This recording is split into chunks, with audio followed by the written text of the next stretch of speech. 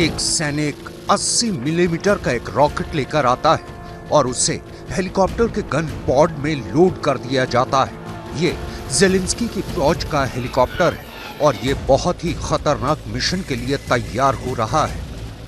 Helicopter की windshield से बर्फ हटाई जा रही है ताकि हमले के वक्त टारगेट साफ साफ नजर आए।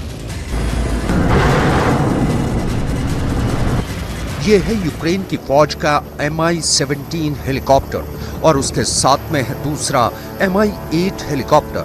ये ज़ेलेंस्की के पास ज्यादा नहीं बचे, लेकिन जो हैं वो अब रूस के ठिकानों पर बमबारी के लिए तैयार है। बाकी हेलीकॉप्टर्स के इंजन को जांचा जा रहा है, हमले से पहले कोई तकनीकी दिक्कत ना आए।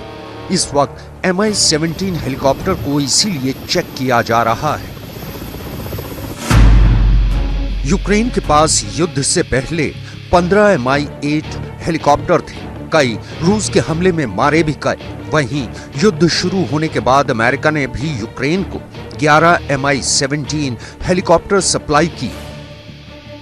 Mi-17 रूस में बना हेलीकॉप्टर है, ऐसे में ये यूक्रेन कैसे पहुंचा, इसके बारे में आगे बताएंगे। पहले देखिए कि इस हेलीकॉप्टर का इस्तेमाल ज़ेलेंस्की कैसे और कहां कर रहे हैं और उसका नुकसान पुतिन को कैसे उठाना पड़ रहा है। सबसे पहले देखिए बखमुत का मोर्चा।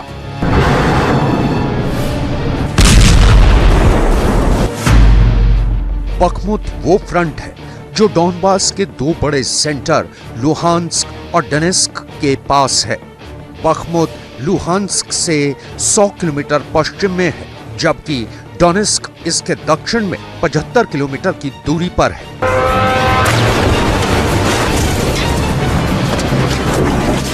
Сьогодні чергове засідання Ставки. Головна увага – ситуації на Донеччині і Луганщині. Саме в тих напрямках, які зараз найгарячіші. Бахмут і Солидар, Креміна і Сватово, загальні перспективи на Донбасі на найближчі тижні. Битва за Донбас триває. І хоч окупанти зараз сконцентрували найбільші свої зусилля на Солидарі, все одно результатом цієї важкої тривалої битви стане звільнення усього нашого Донбасу. डॉनबास के इस इलाके में लड़ाई बहुत खतरनाक चल रही है।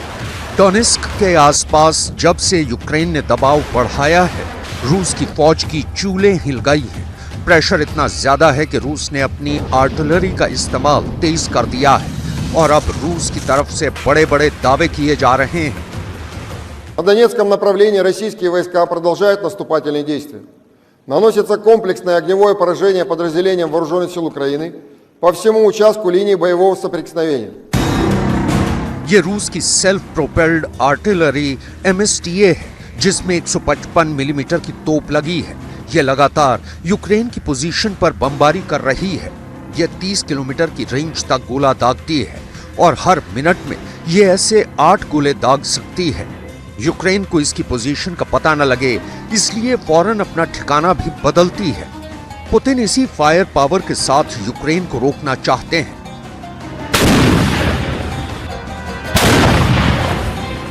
लेकिन ऐसी चलती फिरती तोप के लिए बड़ा खतरा यूक्रेन के हेलीकॉप्टर बन गए हैं। ज़ेलेंस्की के इस Mi-35 अटैक हेलीकॉप्टर का वीडियो देखिए, क्योंकि इसमें भी ज़ेलेंस्की वाला जोश साफ साफ नजर आ रहा है। एंटी टैंक मिसाइल और रॉकेट से लैस ये हेलीकॉप्टर उड़ने वाला टैंक कहा जाता है और पुतिन की ग्राउंड फोर्स को खत्म करने के लिए ये बहुत बड़ा हथियार है। जब ये हेलीकॉप्टर दुश्मन की जमीनी फौज को नजर आता है, तब उनके पास छुपने या फिर भागने के अलावा कोई रास्ता नहीं बचता। इस हेलीकॉप्टर की फायर पावर के बारे में ज़ेलेंस्की भी बहुत अच्छी तरह जानते हैं और ऐसी फायर पावर पर उनको बहुत भरोसा है। ये एक छोटे ट्रांसपोर्ट हेलीकॉप्टर और अटैक हेलीकॉप्टर का मिला जुला रूप है, लेकिन इसमें इतना असलहा लोड किया जा सकता है जो किसी भी दुश्मन को सरेंडर करने के लिए मजबूर कर देगा। सोवियत रूस के दौरान बना यह हेलीकॉप्टर यूक्रेन के पास भी है। सीरिया ने इसी हेलीकॉप्टर का इस्तेमाल बहुत खूबी के साथ ISIS के खिलाफ किया है। भारत के पास भी ऐसे कई हेलीकॉप्टर हैं जो पठानकोट में तैनात हैं। ज़ेलेंस्की अब ऐसी ही फोर्स के साथ उन इलाकों को वापस हासिल करना चाहते हैं जिन पर रूस का कब्जा है। खेरसौन में मिली जीत से उनका जोश अब भी हाई बना हुआ है और अब वो उसी जीत को बखमुत में दोहराना चाहते हैं।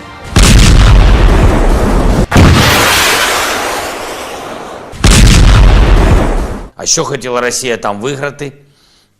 Повністю все зруйновано, життя майже не залишилось, і тисячі їхніх людей втрачені. Вся земля під Солидаром в трупах окупантів і в шрамах від ударів. जेलेंस्की की हवाई फोर्स को काबू में करने के लिए और यूक्रेन के हेलीकॉप्टर पर लगाम लगाने के लिए पुतिन ने एयर डिफेंस सिस्टम को चुस्त कर दिया है। डॉनबास के आसपास रूस के जितने अड्डे हैं वहां पेंटसिर एयर डिफेंस सिस्टम की गन 24 घंटे एक्टिव रखी गई है। ये नीचे उड़ते हुए टारगेट यानी हेलीकॉप्टर या फिर ड्रोन को 4 किलोमीटर की रेंज तक तबाह कर सकती है। हालांकि रूस की फोर्स अब यूक्रेन की तोपों को भी टारगेट कर रही है, क्योंकि हाई मार्च के बाद अब सर्द मौसम में यूक्रेन ने M777 तोप से बमबारी तेज कर दी है। В ходе контрбатарейной борьбы в районах населенных пунктов Верхнекаменска и Шевченко Донецкой Народной Республики уничтожены 2 радиационные станции контрбатарейной борьбы производства США. В районе населенного пункта Ивановка Луганской Народной Республики на огневой позиции уничтожена артиллерийская система М777 производства США. बखमुत के मोर्चे पर युद्ध कितना घमासान चल रहा है, इसके लिए यूक्रेन के इस ऑपरेशन थिएटर से आया वीडियो देखिए। यहाँ एक सैनिक की जान बचाने की आखिरी कोशिश की जा रही है। डॉक्टर और दूसरे पैरामेडिक्स हर उपाय करते हैं, लेकिन आखिर में वो मौत के आगे हार ही जाते हैं। Тому що, на жаль, незважаючи на втрати ворога, на героїзм наших бійців, так само є втрати і в нас, і, звичайно, боляче. यूक्रेन का दावा है कि रूस के 1 लाख से ज्यादा फौजी मारे जा चुके हैं, लेकिन जमीन पर उसकी अपनी तस्वीर भी बहुत डराने वाली है। बखमुत में रूस की फौज बहुत खतरनाक हमले कर रही है और यही वजह है कि इस ऑपरेशन थिएटर में एक के बाद एक सैनिक की जान बचाने की कोशिश नाकाम हो रही है।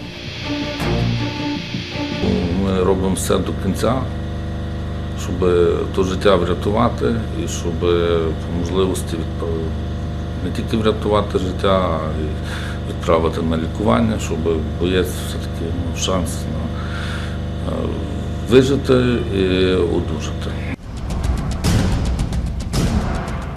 अब डॉनबास से आगे आपको लेकर चलते हैं उत्तरी यूक्रेन की तरफ और दिखाते हैं कि खार्किव और उसके आसपास सुमय में पुतिन ने कितना खतरनाक हमला किया है।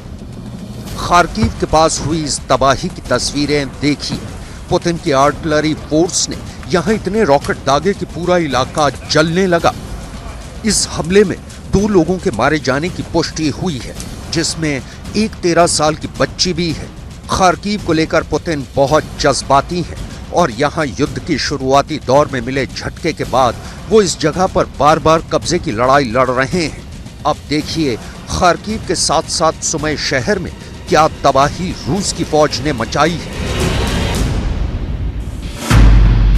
खार्किव से 150 किलोमीटर उत्तर पश्चिम में सुमय में पुतिन की फौज ने एक ही दिन में 94 बार हमला किया।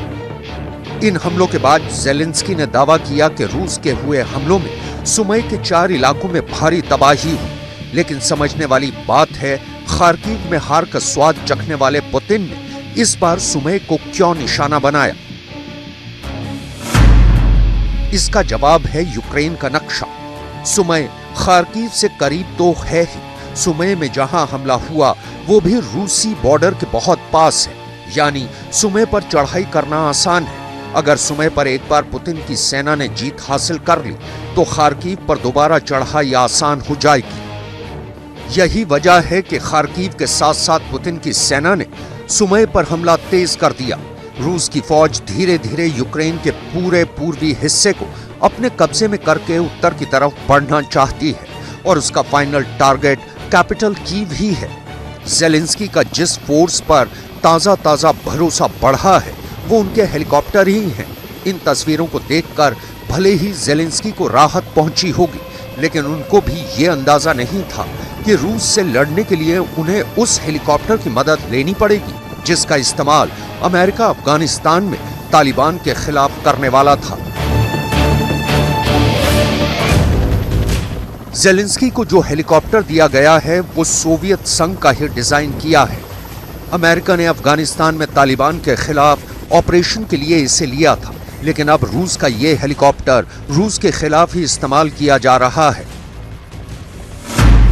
Mi-17 रूस में बना हेलीकॉप्टर है जो यूक्रेन की सेना भी इस्तेमाल करती आई है। इसका इस्तेमाल फौज को ट्रांसपोर्ट और भारी हथियारों को पहुंचाने के लिए होता है।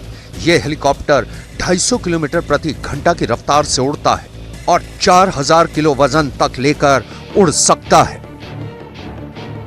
अमेरिका ने इससे पहले भी 5 Mi-17 हेलीकॉप्टर यूक्रेन को दिए थे। हालांकि रूस ने बहुत हद तक यूक्रेन की वायुसेना और उसके तमाम एयर एसेट्स को तबाह कर दिया है।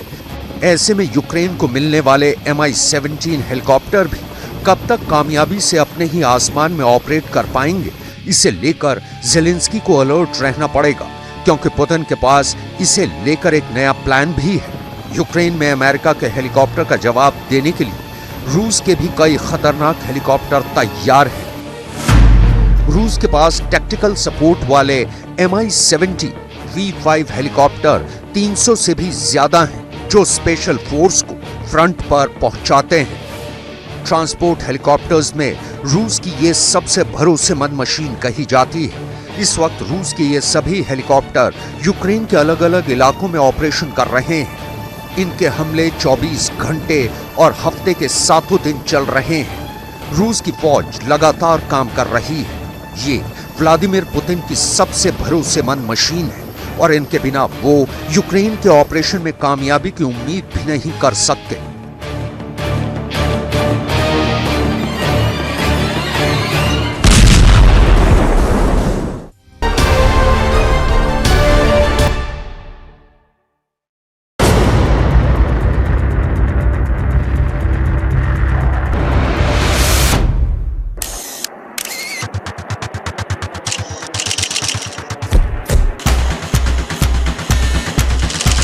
ये वीडियो रूस के खिलाफ फ्रांस के राफाल की एंट्री का वीडियो है।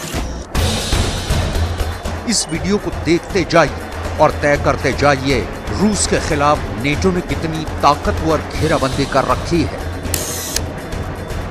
ये वीडियो रूस के लड़ाकू विमान को पीछा करते हुए राफाल विमान का है। इस वीडियो में आप साफ साफ देख सकते हैं कि राफाल रूस के लड़ाकू विमान के कितने करीब है। कैसे रूस के लड़ाकू विमानों को घेरने के लिए राफाल भी आसमान में गरज रहा है। रूस के विमानों के एक्शन पर ऐसे ही नजर रखने के लिए नेटो ने राफाल को काम पर लगा दिया है।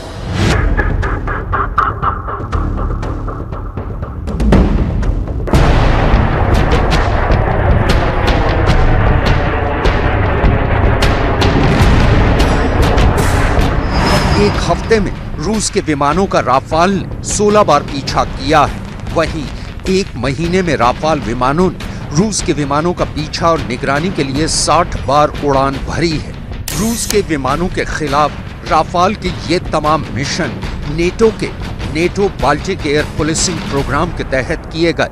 4.5 जनरेशन का ये फाइटर जेट फ्रांस का सबसे आधुनिक जहाज है। इसमें लगा AESA रेडार यानी active electronically scanned array radar इसे एक साथ कई टारगेट को ट्रैक करने और उन पर हमला करने की ताकत देता है। रेडार के कंप्यूटर सिस्टम को भारत की जरूरतों के हिसाब से डिजाइन किया गया है। रिफ्यूलिंग के साथ 3700 किलोमीटर की रेंज राफाल को बड़े दायरे में ऑपरेशन करने की खूबी देती है। राफाल की रफ्तार 2200 किलोमीटर प्रति घंटा है। लेकिन इससे ज्यादा खतरनाक तो राफाल में लगी मिसाइल हैं। इसमें लगी मीटियोर मिसाइल 150 किलोमीटर की दूरी से दुश्मन के विमान को खत्म कर सकती है, जबकि स्कैल्प क्रूज मिसाइल 500 किलोमीटर दूर ठिकाने को तबाह कर सकती है। नेटो बाल्टिक एयर पुलिसिंग अभी नेटो के सदस्य देश पोलैंड और लिथुआनिया के जिम्मे है। बाल्टिक एयर पुलिसिंग का मकसद लातविया, लिथुआनिया और एस्टोनिया के हवाई इलाकों की रक्षा करना है।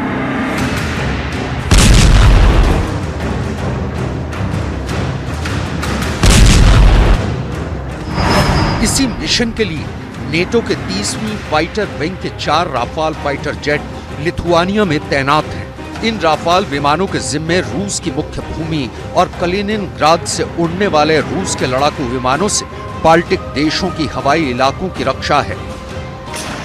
यूक्रेन युद्ध के शुरू होने के बाद से रूस और नेटो के बीच तनाव चरम पर है। रूस की मुख्य भूमि से कलिनिनग्राद तक जाने वाली रेल लाइन लिथुआनिया से होकर जाती है। यूक्रेन युद्ध के बाद लिथुआनिया में इस लाइन को बंद कर दिया गया था, जिससे पुतिन का पारा हाई हो गया और लिथुआनिया रूस के टारगेट पर आ गया है। रूस का कलिनिनग्राद शहर पोलैंड और लिथुआनिया से सीमा साझा तो करता ही है। एस्टोनिया और लातविया रूस की मुख्य भूमि से सीमा साझा करते हैं और इन दोनों देशों में मौजूद नेटो के ठिकाने भी यहां से काफी करीब हैं। यूक्रेन जंग के शुरू होने के बाद से ही बाल्टिक देश डरे हुए हैं। उन्हें रूस के हमले का डर सताता रहता है। रूस के पास दुनिया का सबसे बड़ा परमाणु बम है। रूस के पास दुनिया में सबसे अधिक तादाद में परमाणु बम है। रूस ने अपना बहुत बड़ा परमाणु जखीरा कलिनिनग्राद में जमा कर रखा है। कलिनिनग्राद से रूस के हमलों को कंट्रोल करने के लिए पड़ोसी नेटो देश कितनी बड़ी तैयारी कर रहे हैं, इसे भी बताएंगे। लेकिन उससे पहले रूस के उन हवाई हमलों को देख लीजिए जिस वजह से रूस के पड़ोसी देश खौफ में हैं।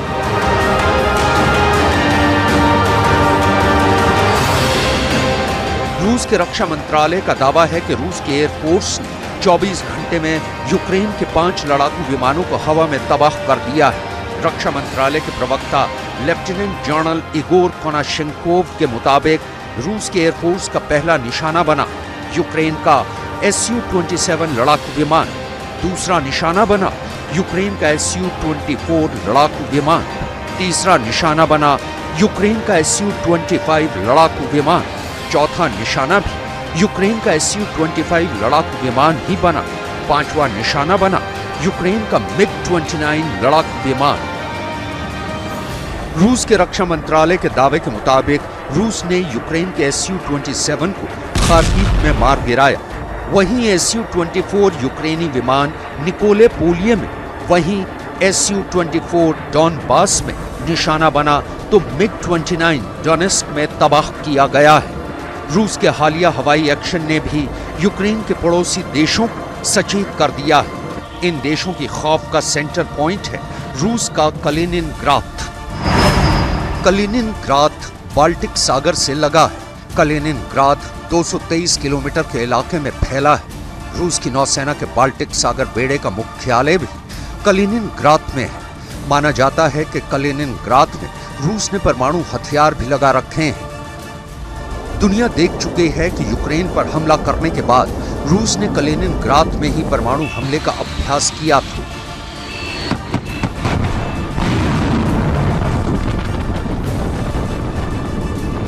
रूस की कई परमाणु हमला करने में सक्षम पनडुब्बियां इस बेस पर तैनात रहती हैं। ऐसे में कलिनिनग्राद के पड़ोस में मौजूद नेटो देशों को रूस के हमलों का खौफ सताता रहता है। नेटो कई बार आरोप लगा चुका है कि रूस नेटो देशों के साथ अपने सभी पड़ोसी देशों का रेडार नेटवर्क जैम करने की योजना बना रहा है। ये काम कंप्यूटर सिस्टम को हैक करने से भी कहीं ज्यादा मुश्किल है, लेकिन रूस की सेना के पास ऐसी तकनीक मौजूद है। ऐसा करने से एस्टोनिया, लातविया और लिथुआनिया को पूरी तरह से घेर लेगा। पूर्वी छोर पर तो इन तीनों देशों की सेनाएं रूस या बेलारूस से लगती ही हैं। पश्चिम छोर पर बाल्टिक सागर में पहुंचकर इन तीनों देशों को रूस की सेना घेर सकती है। यही वजह है कि तीनों बाल्टिक देशों के साथ साथ पोलैंड अपनी सैन्य क्षमता को बढ़ा रहा है। बाल्टिक देशों में नेटो ने अपनी चौकसी को और कड़ा कर दिया है। अमेरिका के मशहूर अखबार में छपी एक खास रिपोर्ट में दावा किया गया है कि अगर यूक्रेन में रूस की सेना को कामयाबी मिलती है तो पुतिन की सेना यूक्रेन तक ही नहीं रुकेगी। पुतिन का प्लान नेटो में शामिल लिथुआनिया, लातविया और एस्टोनिया पर भी कब्जा जमाने का हो सकता है। दावा किया गया है कि यूक्रेन में अगर जीत मिलती है तो जीत के बाद पुतिन का आत्मविश्वास चरम पर पहुंच जाएगा और इसके बाद वो पूर्वी यूरोप के कई और देशों को भी अपना निशाना बना सकते हैं। इसकी आशंका इसलिए भी और बढ़ जाती है क्योंकि पुतिन क्राइमिया और जॉर्जिया पर पहले ही कब्जा कर चुके हैं। साथ ही अपने प्रभाव का विस्तार करने के लिए वो पड़ोसी देशों के तानाशाहों के साथ गठजोड़ बना रहे हैं। पुतिन का प्लान रूस, यूक्रेन, बेलारूस को मिलाकर एक नया यूनियन स्टेट बनाने का है, जिसका पावर सेंटर मॉस्को होगा। दरअसल पुतिन की मंशा सोवियत यूनियन की वापसी कराने की है, जिसमें पहले यूक्रेन तो शामिल ही था। बाल्टिक देश एस्टोनिया, लातविया और लिथुआनिया भी उसका हिस्सा हुआ करते थे। लेकिन सोवियत संघ के टूटने के बाद रूस के बाद जो सबसे बड़ा देश बना वो यूक्रेन है। इसलिए दावा किया गया है कि सोवियत संघ की घर वापसी के प्लान में पुतिन का पहला निशाना यूक्रेन बना है। यूक्रेन के बाद बाल्टिक देशों का नंबर आ सकता है। 2004 में एस्टोनिया, लातविया, लिथुआनिया नेटो में शामिल हो गए। आज की तारीख में तीनों देशों में मौजूद नेटो के सैन्य ठिकाने रूस के लिए खतरा बने हुए हैं। रूस के इस मिशन को आगे बढ़ाने में कलिनिनग्राद बहुत ही अहम साबित होगा, क्योंकि कलिनिनग्राद दक्षिण में पोलैंड से जुड़ा है और उत्तर में इसकी सीमा लिथुआनिया से जुड़ती है। यही वजह है कि रूस से संभावित टकराव के लिए पोलैंड भी बहुत बड़ी सैन्य तैयारी कर रहा है, जिसका पहला चरण अमेरिका से अब्राम टैंक की पहली डिलीवरी है।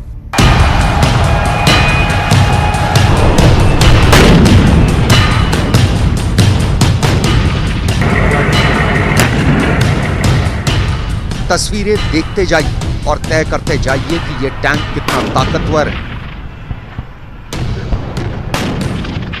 ये रणभूमि में क्या क्या कर सकता है। इस टैंक के वीडियो को जारी करने के पीछे अमेरिका की रणनीति रूस को डराना ही है।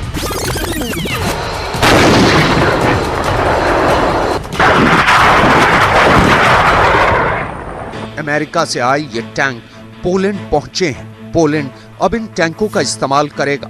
पोलैंड ने अमेरिका से 250 अब्राम टैंक का करार किया है। रूस से सैन्य खतरे से निपटने के लिए ही पोलैंड ने एक साथ इतने अब्राम टैंक खरीदने का फैसला किया है। यही वजह है कि पोलैंड अमेरिका से मिलने वाले अब्राम टैंक को रूस से लगी सीमा पर लगाने वाला है। पोलैंड रूस के मुख्य भूमि से काफी दूर है। इसके बावजूद पोलैंड की सीमा से सटे कलिनिनग्राद पर रूस का नियंत्रण है। कलिनिनग्राद से पोलैंड 232 किलोमीटर लंबी सीमा साझा करता है और अब्राम टैंकों को कलिनिनग्राद से लगे बॉर्डर पर तैनात करने वाला है। साथ ही पोलैंड की 418 किलोमीटर लंबी सीमा रूस के सहयोगी बेलारूस से भी लगती है। पोलैंड को आशंका है कि युद्ध की स्थिति में रूस बेलारूस के रास्ते ही पोलैंड पर हमला कर सकता है। ऐसे में अब्राम टैंकों को बेलारूस बॉर्डर पर भी तैनात कर सकता है। पोलैंड को आशंका है कि रूस के राष्ट्रपति व्लादिमीर पुतिन पोलैंड पर अटैक कर सकते हैं। यही वजह है कि पोलैंड ने रूस की सेना के आक्रमण की सूरत में करारा जवाब देने के लिए अमेरिका से दुनिया के सबसे घातक टैंक कहे जाने वाले अब्राम खरीदकर अपनी सीमाओं पर तैनात कर रहा है। पोलैंड के रक्षा मंत्री के साथ साथ उप प्रधानमंत्री की जिम्मेदारी भी संभाल रहे मारियोज ब्लासजाक का बयान बहुत बड़ा संकेत दे रहा है। पोलैंड के सशस्त्र बलों को मजबूत कर रहे हैं। हम पोलैंड की फौलादी सेना को मजबूत कर रहे हैं ताकि वो आक्रमणकारियों का मुकाबला करने के लिए अपनी शक्ति बढ़ा सके। पोलैंड और अमेरिका के बीच सहयोग पूरे क्षेत्र की सुरक्षा को मजबूत कर रहा है, खास तौर पर नेटो के अंतर्गत आने वाले देशों को। पोलैंड पश्चिमी देशों और यूक्रेन के बीच काफी अहम कड़ी है। पोलैंड की सीमा यूक्रेन से लगी हुई है। ऐसे में पश्चिमी देशों से यूक्रेन को मिलने वाली मिलिट्री मदद का रास्ता पोलैंड से ही होकर जाता है। यही वजह है कि पुतिन पोलैंड को लेकर गुस्से में है और पुतिन के गुस्से से बचने के लिए पोलैंड अपना शस्त्रागार भर रहा है। पोलैंड पहले ही अमेरिका के साथ 250 M1 अब्राम टैंक का करार कर चुका है और अब 96 अपाचे हेलीकॉप्टर खरीद रहा है। पोलैंड ने दक्षिण कोरिया को भी 48 हल्के लड़ाकू जेट FA-50 और 180 K2 टैंक की डिलीवरी का ऑर्डर दे चुका है। पुतिन की सेना अगर पोलैंड की सीमा में दाखिल होने की कोशिश करेगी या फिर बाल्टिक देशों को टारगेट बनाएगी ऐसी सूरत में उनका मुकाबला अब तक के सबसे घातक हथियारों से होगा, क्योंकि इस हमले का मतलब होगा नेटो पर हमला, और नेटो से लड़ने का सीधा मतलब है लिथुआनिया में तैनात राफाल लड़ाकू विमानों से हमले को झेलना।